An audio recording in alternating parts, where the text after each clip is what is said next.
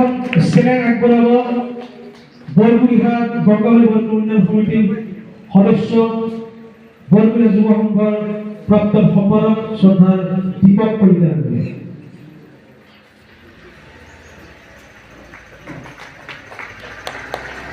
ইয়াৰ লগে লগে এখন অভিনন্দন পত্ৰ শ্ৰদ্ধাৰ কলিতাদেৱক আগবঢ়াব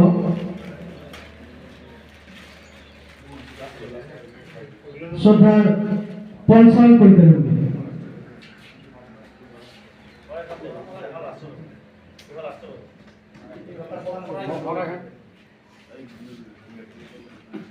হয় আগবঢ়াব শ্ৰদ্ধাৰ গংগাবাৰী বৰগুৰি উন্নয়ন সমিতিৰ সম্পাদক শ্ৰদ্ধাৰ বুবুল তালুকদাৰ।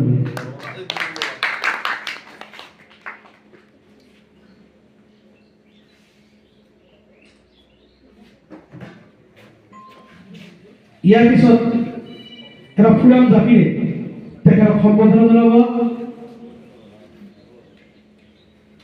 শ্ৰী জয়দেৱ কলিতা।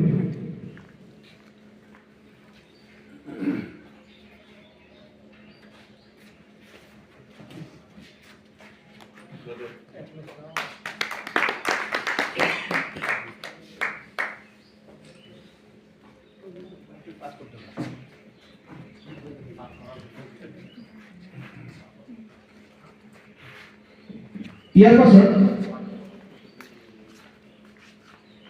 তেখেতলৈ শ্ৰদ্ধা সহকাৰে গংগাবাৰী বৰগুৰি উন্নয়ন সমিতিৰ তৰফৰ পৰা অভিনন্দন পত্ৰ প্ৰস্তুত কৰি উলিয়াইছে আৰু সেইখন আগমুহূৰ্তত মই এখন পাঠ কৰিছোঁ।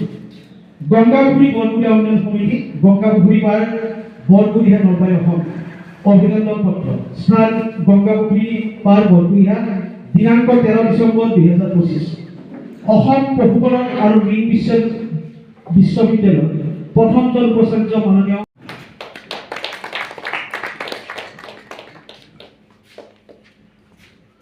ইয়াৰ লগে লগে আমাৰ কিছু ৰাজহুৱাভাৱে সম্পৰ্কিত ব্যক্তি আৰু ব্যক্তি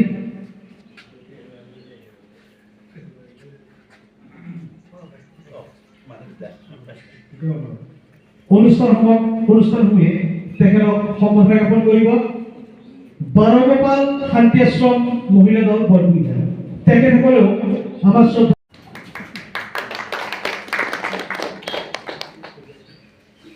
ইয়াৰ পাছত সম্বোধন জ্ঞাপন কৰিব বৰগুৰিহা যুৱ সংঘ পুথিভঁৰালৰ পৰা সম্বোধন জ্ঞাপন কৰিব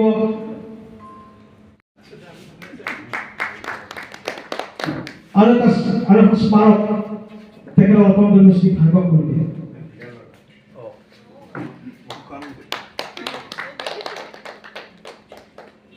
মাকে মাত্ৰ এটা কমপ্লেইন কৰিছিল পঢ়া শুনা নকৰে বেলেগ কাম কৰি থাকে। ইয়াৰ পাছত আমি তেখেতৰ সহধৰ্মী বাইদেউ শ্ৰদ্ধাৰ ইয়াৰ পাছত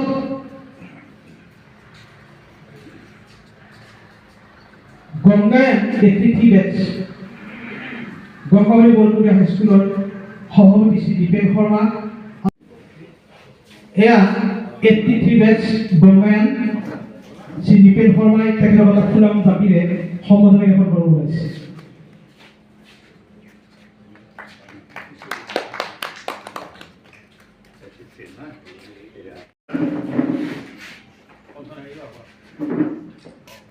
ইয়াৰ পাছত সম্বোধন জ্ঞাপন কৰিব অৱনী কুমাৰ অৱনী ডেকা।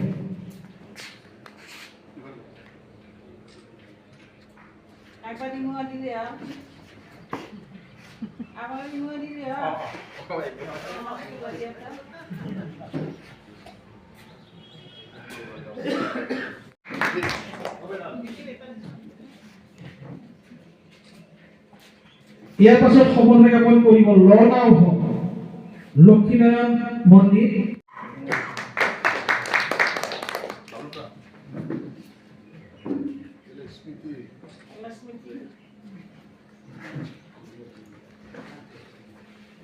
ফুলাম গামোচা ৰমণী কলিতা সম্বোধন জ্ঞাপন কৰিব আৰু তাৰপিছত ফুলাম জাপিৰে সম্বোধন জ্ঞাপন কৰিব শ্ৰী দীপক কলিতাই।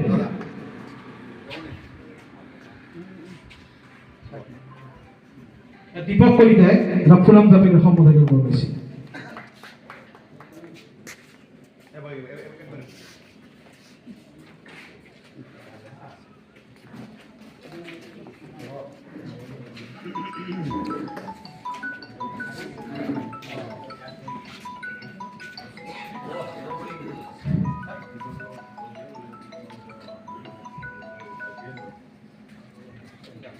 আজিৰ সভাৰ মধ্যমণি অসম পশুপালন আৰু মীন বিশ্ববিদ্যালয়ৰ উপাচাৰ্য ডক্টৰ নিৰঞ্জন কলিতাৰ সম্বোধন অনুষ্ঠান আৰু যদি কোনো ব্যক্তি বা অনুষ্ঠান আছে তেখেতসকলে সম্বোধন কৰিব পাৰে। অনুষ্ঠান আছে, সেইকাৰণে আপোনাৰ ওচৰত ক্ষমা বিচাৰিছোঁ। ময়ো দীঘলীয়া নকৰোঁ।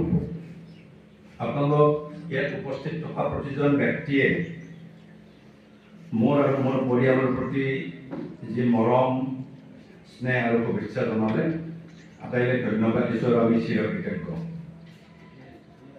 আজি প্ৰায় 1956 চনতে মই এই গাঁওখনত জন্মগ্ৰহণ কৰোঁ। এইখন স্কুলতে আমি প্ৰথমতে পঢ়িছিলোঁ। তেতিয়া স্কুলখন কোএডুকেশ্যন আছিলে। কলপাতৰ চিয়াইৰে লিখিব দিছিলে, পাখি দহটা লৈ আনো। ঠিক তেনেকৈ এই স্কুলখনত পঢ়াৰ পিছত মই গংগাপুখুৰী বৰপুৰীয়া হাইস্কুলত ক্লাছ কৰাৰ এডমিশ্যন ল'লোঁ। সদায় এইপিনে খোজকাঢ়ি যাওঁ। খোজকাঢ়ি গৈ থাকি স্কুলৰ শেষলৈকে একদম গাটো বেয়া লাগি যায়। ঘৰৰ অৱস্থা যথেষ্ট বেয়া। সেই ইয়াত যে ভাত খাই গ'লোঁ, একদম শেষলৈকে মানে স্কুলে নাপানে। সময়ৰ মাজত 2-4জন বন্ধু আছিলে, নামটো বাৰু যে নকওঁ ক'লে বেয়া হ'ব, অলপ আদ্যৱন্ত মানে পইচা পাতি টকা।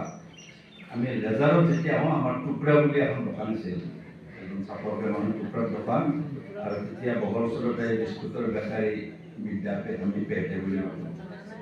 আচ্ছা, সিহঁতৰ লগত মই লগ লাগোঁ মানে মোৰ বস্তু দুই ধৰণৰ আছিলে। মই সিহঁতক সহায় কৰোঁ, সিহঁতে মোক সহায় কৰে। মই সিহঁতক পঢ়া শুনাত সহায় কৰোঁ, সিহঁতে মোক দুপৰীয়া কিবা এটা খুৱায়। সেইটো খোৱাৰ পিছত আৰু ক্লাছ কৰিবৰ কাৰণে বিৰাট ভাল লাগে। মেট্ৰিক পাছ কৰাৰ আগলৈকে এজন শিক্ষকক মই খুব মনত কৰিছিলোঁ। আমাৰ বাইদেউ আছে নৰেন্দ্ৰ ছাৰ। ঘৰৰ পৰিৱেশেই হওক, বিভিন্ন কাৰণতে হওক, মই এই পুখুৰীটো চাৰিওফালে বৰশী পাইছিলোঁ। ৰাতিপুৱা উঠি মোৰ এটাই কাম আছিল যে ভাতৰ লগত কিবা এটা খাই যাব লাগে। গতিকে বৰফ এটা লৈ কেঁচু কাটি গোটেই পুখুৰী পাৰটো চাৰিওফালে ঘূৰোঁ। গৰৈ মাছবিলাক ওপৰতে থাকে ন, যিকোনো বৰশী লৈ গৈ এনেকৈ খাই গুচি যাওঁ। ক্লাছত মই বৰ বেছি তাৰমানে উত্তৰ দিব নোৱাৰা হ'লোঁ। এদিন নৱলজ্ঞ ছাৰে মোক ক্লাছতে ক'লে, আমাৰ চিকাৰী বাবা আহিছে। মই মানে বিৰাট লাজ পালোঁ। মই নাজানো মোকে যে চিকাৰী বাবা বুলি কৈছে, কাৰণ মই ছাৰৰ ঘৰত টিউশ্যনো কৰিব যাওঁ, আৰু পৰেশ মিশ্ৰ আহিছিলে তেতিয়া গান চান শিকায়। তাৰপিছত মোক কৈছে, তোকে কৈছোঁ, তোকে।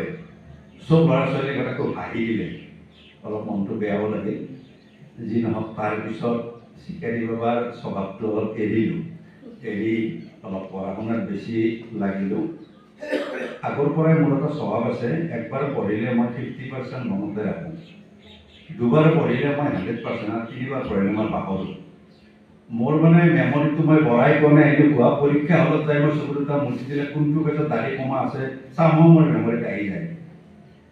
নলবাৰী কলেজৰ পৰা হায়াৰ ছেকেণ্ডেৰী পাছ কৰিলোঁ।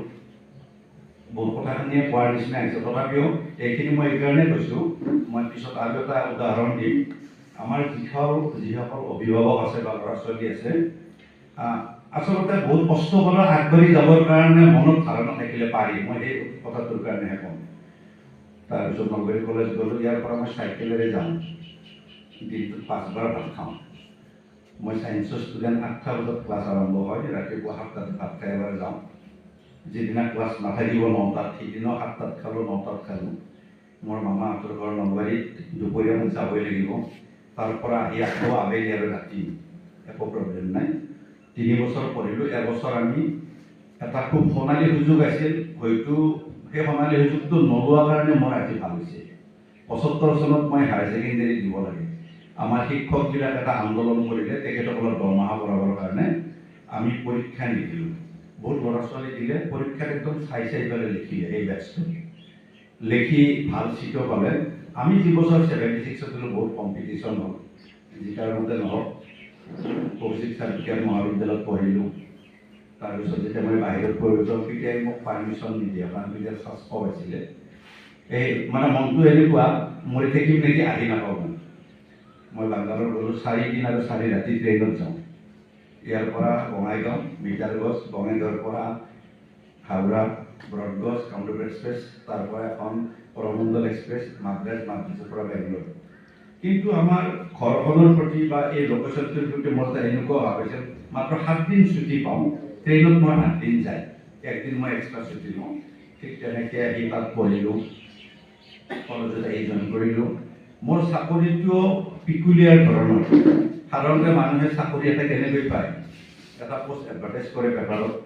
ইণ্টাৰভিউ পাতে ইণ্টাৰভিউ এতিয়া ল'ব লাগে তাৰপিছত মই সেইবিলাক একো পোৱা নাই আগতে মই কথাবিলাক পোৱা নাছিলোঁ কিয় বহুতে হয়তো এইবিলাক RTI কৰিব কেছ কৰিব তেনেকুৱা মই ঠিক পাছ কৰি অহাৰ পিছত অসম কৃষি বিশ্ববিদ্যালয়ৰ যোৰহাটত ফাৰ্ম এখনত এটা মোৰ ছাবজেক্ট আছিলে বিজ্ঞান বিভাগ পলিটিক্স সিহঁতে ক'লে গম পালে ক'লে এই এটা ল'ৰা আহিছে তাক মাতা বুলি ক'লে হ'ল নাইট ছাৰ্ভিচত গুচি গ'লোঁ গৈ তাত ডেপুটি মিনিষ্টাৰ KN শইকীয়া ডাঙৰীয়া কৰিব আহিছেহে মই বোলো নলবাৰীত তেতিয়া আমাৰ কামটো লৈছিলে মানে টিউনটো তেনেকুৱা মই একো ফিল কৰা নাই মোক ক'লে আপোনাৰ নামটো লিখক মই কৈছোঁ নাম কি লিখিব লাগে লিখি দিলোঁ বহক আধা ঘণ্টাৰ পিছত মোৰ এপইণ্টমেণ্ট লেটাৰখন আহি গ'ল চেঞ্চেলাৰ প্লিজ ইংৰাজীত আহিছে 700 পৰা 1300 টকা দৰমহা তেনেকৈ তাত চাকৰি কৰি খানাৰ পৰা আহিলোঁ এনেকৈ বিভিন্ন পদবী পাই লাষ্ট শেষত গৈ গৱেষণা সঞ্চালক হিচাপে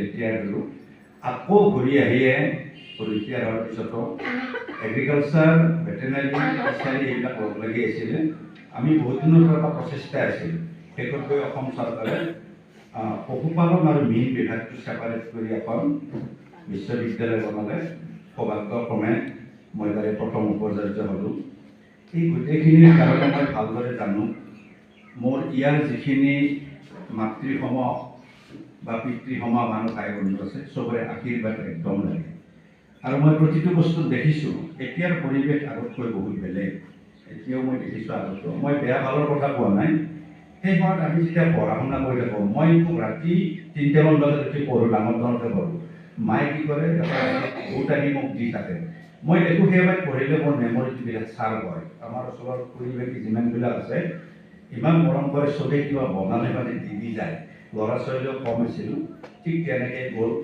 এই পৰিৱেশটো মোৰ অতি মৰমৰ লাহে লাহে অনুষ্ঠানটো গঢ়ি উঠিল 100 বছৰ হ'ল পূৰ্ণ তীৰ্থত আমি ইয়াত অস্থি লগাবৰ কাৰণে আহোঁ এই অনুষ্ঠানটো লাহে লাহে আগবাঢ়ি আহি আছে আকৌ আমাৰ ভাল লাগিছে মোৰ তেতিয়া এটা মনত ভাৱ হৈছিলে যেতিয়া নলবাৰী কলেজৰ বেলেগত পঢ়োঁ বহুত ঠাইৰ মানুহবিলাকে কোনোবাই DC হ'ল SP হ'ল ডাক্তৰ হ'ল ইঞ্জিনিয়াৰ হ'ল বৰকুৰিয়াৰ পৰা নহয় নেকি আনকি ভেটেনেৰীত মই প্ৰথমেই দিছিলোঁ পৰা গৈ গৈ গৈ গৈ লাষ্টত এটা বস্তুৱে ঘাটি আছিলে প্ৰফেচাৰৰ লগত মই আলোচনা কৰোঁ ইয়াৰ পৰা এই গাঁৱৰ পৰা ডাক্তৰ ইঞ্জিনিয়াৰ চব হৈছে উপাচাৰ্য হোৱা নাই হয়তো ভগৱানৰ এটা সুদৃষ্টি মই সেই সুযোগটো পালোঁ এইখিনিৰ কাৰণে আপোনালোক আটাইলৈকে মই ধন্যবাদ জনাইছোঁ মই এটা বস্তুৱে আজিলৈকে বিশ্বাস কৰোঁ অসম্ভৱ যিটো শব্দ বুলি কয় মোৰ ডিক্সনাৰীত কিন্তু সেইটো মই নাৰাখোঁ অসম্ভৱ মই এটা ক্ষেত্ৰত ৰাখোঁ মানুহক মৃত্যুৰ পৰা বচাব নোৱাৰি সেইটোতে মই কম্প্ৰমাইজ কৰোঁ কোনো মানুহক বচাব নোৱাৰোঁ তাৰ বাহিৰে মই অসম্ভৱ বুলি নাভাবোঁ মই দেখিছোঁ যিকোনো কামে বহুত কষ্ট পাইছোঁ কিন্তু কাম এটাত লাগি থাকিলে কি হয় শেষত গৈ আমি উত্তীৰ্ণ হ'মেই আজি নহ'লে কালি একদম এটা সৰু উদাহৰণ দিছোঁ কাৰণ মই জানো ভাত খাবৰ সময় হৈছে আৰু চব মানুহে মানে এটা সময়ত মানুহৰ বাক্য শুনিবৰ ইচ্ছা নাযায় খাব লাগে মই যেতিয়া তাত এডমিশ্যন ল'লোঁ ভাৰত চৰকাৰৰ পৰা এখন আঁচনি আহিল অসমত এটা কুকুৰাৰ জাত উলিয়াব লাগে হয়তো সেইটোৱে মোৰ লাইফৰ টাৰ্ণিং পইণ্ট আমাৰ বিভাগৰ পৰা মোক দায়িত্বটো দিলে সেইটো ব্ৰিডিঙৰ মানুহ লাগে ব্ৰিডিং মানে প্ৰজননত যোনে এক্সপাৰ্ট হয় 1 বছৰ মাখান সেইটো ভাৰত চৰকাৰৰ পইচাৰ কোনো প্ৰব্লেম নাই বহুত লাখ টকা দিয়ে কামখিনি কৰিব লাগে বহুত কাম চাম কৰিলোঁ কিন্তু দেখিছোঁ এটা ঘৰ বনাবৰ কাৰণে মানে ঠাই টুকুৰা নাই অবভিয়াছলি যিকোনো সংগঠনতে মিত্ৰ থাকিলে শত্ৰু থাকে। মোৰ যিখিনি অপজিটৰ মানুহ সিহঁতে দেখি এই কামটো কৰিলে ভাল হ'ব, সিহঁতে মোক সুবিধাবিলাক নিদিয়ে। আৰু এনেও মই ভেটেনেৰী কলেজত গৈ সেই টেবুল টেনিছ যে এখন খেল আছে দেখিছোঁ, বৰ্ডত এনেকুৱাকৈ কিবা অহা যোৱা কৰা, আগতে এইবিলাক দেখাই নাই। তাৰপিছত এবছৰ এনেকৈ গুচি গ'ল। প্ৰজেক্টখনৰ মই মানে একো আগবঢ়াব পৰা নাই, কাৰণ ঘৰ এটা নাই। মোৰ পইচাটো ইমান বেয়া হ'ল, এটা ল'ৰাই যদি এজনী ছোৱালীক ভাল পায়, মাক দেউতাকৰ মনৰ বিপৰীতে বিয়া কৰাই লৈ যায়, মাক দেউতাকেও ছাপৰ্ট নকৰে, শহুৰাটো নকৰে, কাৰণ ল'ৰা ছোৱালীয়ে গৈছে। ইফালে প্ৰজেক্টৰ মানে মোক বিৰাট প্ৰেছাৰ দিয়ে, তই পাৰা নাই, ইফালে ইউনিভাৰ্চিটি মোক সুবিধা নিদিয়ে। তেতিয়া আমাৰ উপাচাৰ্য আছিল ডক্টৰ কমল মল্ল বৰুৱা ছাৰ, আমাৰ নলবাৰীৰে হয়। আৰু অতি সুখৰ কথা, এগ্ৰিকালচাৰ বা ভেটেনেৰী যিয়ে নহওক, আমাৰ নলবাৰী ডিষ্ট্ৰিক্টৰ যিখিনি টপ পোষ্ট আজিলৈকে সৌভাগ্যবশত চব আমাৰ ইয়াৰে মানুহ, নলবাৰীৰে। কোনোবা যদি ডাইৰেক্টৰ হৈছে হেমেন দত্ত, আমাৰ এইটো হেৰিৰ ওচৰত সানেগুচিৰ ওচৰত, কোনোবা দিন হৈছে ৰবীন্দ্ৰ গোস্বামী ছাৰ, এইটো অগ্নিশালা, ডাইৰেক্টৰ অফ ৰিচাৰ্চ মই হৈছোঁ বৰকুৰিহা, পৱন মল্ল পৰা ডাইৰেক্টৰ চানগুচি, ভাইচ চেঞ্চেলাৰ দুবাৰ চানগুচিৰে। ভাৰত চৰকাৰৰ যিটো এনিমেল ছায়েন্সৰ আটাইতকৈ ডাঙৰ পষ্ট ডেপুটি ডাইৰেক্টৰ জেনেৰেল বুজৰবুৰা ছাৰে, এইখিনি এটা নাম আছে। আৰু আমাৰ প্ৰতিজন মানুহৰ ভিতৰত এটা এনেকুৱা মনোভাৱ আছে, নেক্সটটো মই এতিয়া কাৰোবাক পাৰিলে সেই আসনত মই বহাই থৈ যাম, এই ভাৱটো আমাৰ বুজৰবুৰা ছাৰে দিছিলে। বুজৰবুৰা ছাৰ যেতিয়া উপাচাৰ্য, মই আৰু বিৰাট বিৰক্তি পালোঁ যে নাই নকৰোঁ, মই আৰু প্ৰজেক্ট বাদ দিলোঁ। মই নাইট ছাৰ্ভিচত ছাৰৰ ঘৰ পালোঁ, তাতে যোৰহাটত। ছাৰৰ আৰু প্ৰথম যেতিয়া গৈ পাম, প্ৰথম সুধিব কেতিয়া আহিলা, আস্থা ক'ত, চাহ খালানে, এনেকৈ কৈ লাষ্টত ছাৰে ক'লে কোৱাচোন কি হ'ল। মই ক'লোঁ ছাৰ মই প্ৰজেক্টখন নচলাওঁ। ছাৰে মোৰ ফালে চাই কৈছে পাহাৰ দেখিছা। মোৰ মানে অলপ কনফিউজন লাগিল, মই ছাৰক ক'ব আহিছোঁ যে পাহাৰ মানে প্ৰজেক্ট নচলাওঁ। ছাৰে মোক ক'লে পাহাৰ দেখিছা, ৰাতি টোপনি ক্ষতি হৈছে। মই বোলো মই কিবা ভুলকৈ ক'লোঁ নেকি। আৰু একবাৰ কৈছে পাহাৰ দেখিছা, মই ছাৰ দেখিছোঁ, কি আছে পাহাৰত। মই ক'লোঁ ছাৰ পাহাৰত গছ গছনি আছে, আৰু কি আছে, জীৱ জন্তু আছে, আৰু কি আছে, মোৰ এতিয়া মনত পৰা নাই। তাৰপিছত যেতিয়া সেই ট্ৰেইনেৰে 4 দিন যাওঁ, বহুত পাহাৰত ডাঙৰ ডাঙৰ পাথৰবিলাক দেখা পাওঁ। পাথৰবিলাক দেখা পোৱাৰ পিছত মোৰ মনত আহিল, ছাৰ পাথৰ, পাথৰে আছে। তুমি ধৰি লোৱা এখন পাহাৰত বহুত পাথৰ আছে, পাথৰবিলাকৰ মাজত এটা সৰু মটৰ গুটি পৰি গৈছিলে, মটৰটো গজালি ওলাই ওপৰত আহিব নোৱাৰে। সি বিৰাট গাটো এনেকুৱা কৰি এটা সময়ত পাহাৰৰ ওপৰত আহি গ'ল। সি ধুনীয়াকৈ ফল চল দিলে, মানুহে খালে। বুজিছানে? ছাৰ বুজিছোঁ। মই এখন নুসুধিলোঁ, বেক কৰিলোঁ। কৰি সেই প্ৰজেক্টখন খুব কষ্ট কৰি 6 বছৰ চলাই এটা মুৰ্গীৰ জাত উলিয়ালোঁ কামৰূপা। আৰু সেই জাতটো অকল আমাৰ কলেজ নহয়, আমাৰ বিশ্ববিদ্যালয় নহয়, অসম ষ্টেট নহয়, অসমত যিমানখন আমাৰ উত্তৰ পূৰ্বাঞ্চলত 8খন ঠাই আছে, সেইটো প্ৰথম মুৰ্গীৰ জাত। আৰু আজিও সেইটোৱে আছে।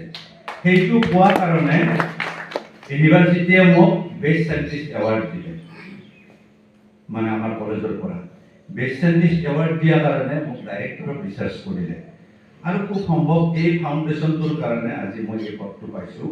মই ভাবোঁ ভগৱানৰ আশীৰ্বাদ আছে, আপোনালোক আটাইৰে শুভেচ্ছা আছে। আৰু এই গাঁৱৰ যথেষ্টখিনি ভাল কাম ইতিমধ্যে হৈছে, আমিও বহুত ক্ষেত্ৰত সহজত দেখাকৈ নহ'লেও ভিতৰকে কৰি থাকোঁ। মই আশা কৰিম আমাৰ ল'ৰা ছোৱালীবিলাক আকৌ ওলাই আহক, আৰু যিকোনো সময়ত য'তেই পাৰোঁ আমি যদি কিবা পাওঁ ডেফিনেটলি সহায় কৰিম। পুনৰবাৰ আপোনালোক আটাইলে ধন্যবাদ জনাইছোঁ, আৰু আপোনাৰ আশীৰ্বাদৰ কাৰণে পুনৰবাৰ কৃতজ্ঞতা স্বীকাৰ কৰিছোঁ। ধন্যবাদ। কলিতাতে আপোনালৈ আমাৰ বহুত আশা কম, এজেণ্ডা বহুত আছিল, উপায় নাই।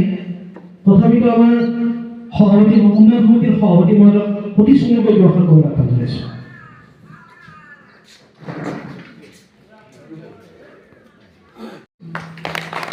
ধন্যবাদ কলিতাতে। ইয়াৰ পাছত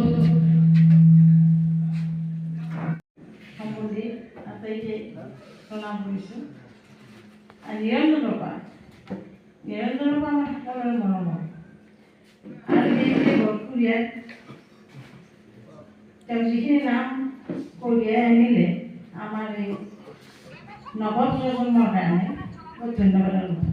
অনুষ্ঠান সভাপতি হিচাপে আসন অলংকৃত কৰা গংগাপুখুৰী বৰকন্যা সমিতিৰ মাননীয় সভাপতি মহোদয় আৰু সভাত উপস্থিত থাকি সভা প্ৰদান কৰা মাননীয় দাসদেৱ, মাননীয় শৰ্মাদেৱ আৰু মাননীয় মহামান্য কলিতাদেৱৰ সহধৰ্মী প্ৰমুখে শ্ৰদ্ধেয় ৰাইজ,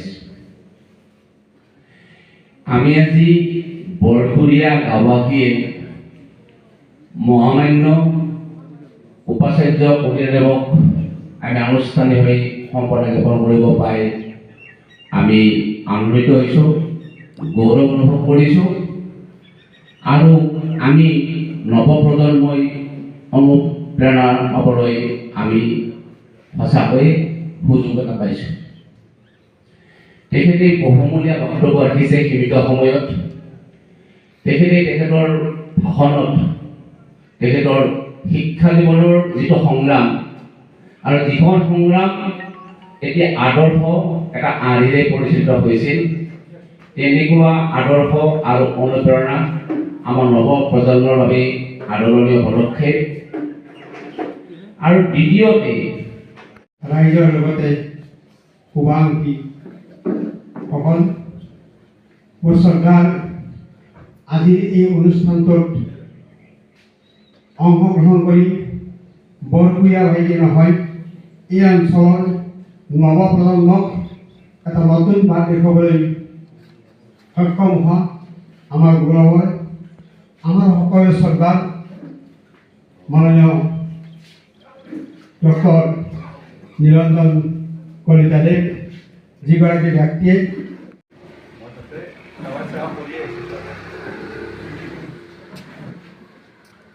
লগতে গংগাপুৰী বৰকুৰীয়া উন্নয়ন সমিতিৰ মাননীয় সভাপতি মহোদয় প্ৰমুখ্যে বৰকুৰীয়া যুৱ সংঘ পুথিভঁৰালৰ গৌৰৱ শ্ৰীমান নিৰঞ্জন কলিতাদেৱ আজি আমাৰ এই বৰকুৰীয়া বাসীৰ সন্মান ৰাখিবলৈ সক্ষম হৈছে। তেওঁ জীৱনত যি পৰ্যায়লৈ উন্নীত হৈছে, এই আমাৰ বৰকুৰীয়া বাহিৰে নহয়, অসমবাসীৰে গৌৰৱৰ বিষয়। আমাৰ বৰকুৰীয়াৰ বহুতো বিশিষ্ট ব্যক্তিয়ে এই ঊৰ্ধ্বতম স্থানত অধিষ্ঠিত কৰিছে। ইয়াৰ বাবে আমাৰ যুৱ প্ৰজন্ম উৎসাহিত হৈ তেওঁলোকে কেনেকৈ এই ক্ষেত্ৰত আগবাঢ়ি নিজৰ তথা এই বৰকুৰীয়াৰ নাম উজ্জ্বল কৰিব পাৰে, সেইটোৱে কামনা কৰিছোঁ। কিন্তু আজি দেখিছোঁ যুৱ প্ৰজন্মৰ লোকসকল উপস্থিত হোৱা নাই। এইটো মই ভাল লক্ষণ দেখা নাই। তেওঁলোকে বিশিষ্ট ব্যক্তিসকলৰ জীৱনে অধ্যয়ন কৰি সেইসকলৰ জীৱনৰ কাৰ্যাৱলীবিলাক অনুসৰণ কৰি নিজৰ জীৱন উজ্জ্বল কৰিবলৈ চেষ্টা কৰিব লাগে। আৰু সেইটোৱে কামনা কৰিছোঁ যুৱ প্ৰজন্মই এই বিশিষ্ট ব্যক্তিসকলৰ জীৱনে তেওঁলোকে ঘাট প্ৰতিঘাতৰ মাজেৰে গৈ যি উচ্চ স্থান লাভ কৰিছে, কেনেকৈ সেইবিলাক অতিক্ৰম কৰিছে তাক অনুধাৱন কৰি তেওঁলোক অগ্ৰসৰ হ'ব বুলি মই আশা প্ৰকাশ কৰিলোঁ। আমাৰ অভিভাৱকসকলেও এই ক্ষেত্ৰত তেওঁলোকক উৎসাহিত কৰি বা তেওঁলোকক যি সমল যোগান ধৰিব লাগে সেইটো কৰিলেই পৰম সুখ পাম। গতিকে মই সকলোকে ধন্যবাদ, শুভেচ্ছা, মৰম শ্ৰদ্ধা জনাই মোৰ দুআষাৰ সামৰণি ধন্যবাদ।